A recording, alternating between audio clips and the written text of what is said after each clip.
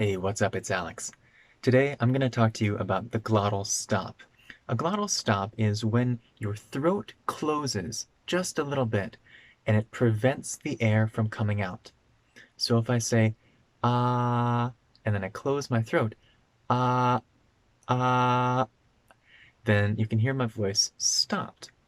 Here's an example. Scotland becomes Scotland. Scotland.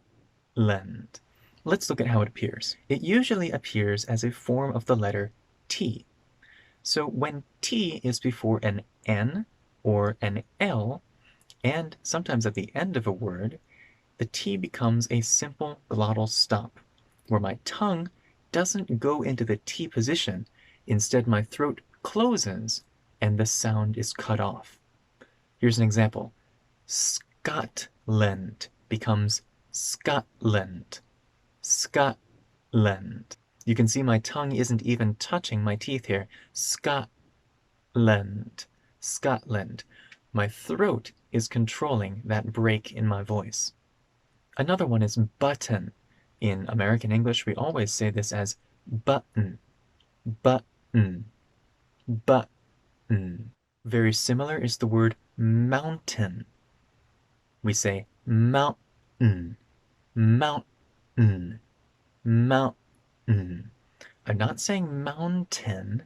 There's no T in that word at all.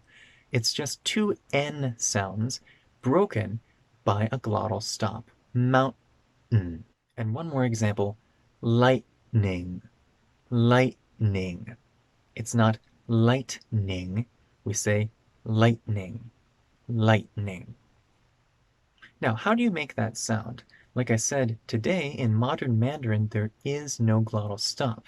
A few hundred years ago, there was actually a glottal stop in southern Mandarin, where people would say Bắc instead of Beijing. But today, the only time a glottal stop appears is when you have two vowels connected together in one word, like the word Xi'an. There's a little bit of a glottal stop there if you listen carefully. Xi'an, Xi'an. I'm not saying Xi'an, it's Xi'an. If you can carefully say Xi'an and feel where your throat is closing, you can try to control that throat closing motion in other words and then introduce it into your English words as well. That's really going to improve your accent, and it's really going to take your English speaking to the next level.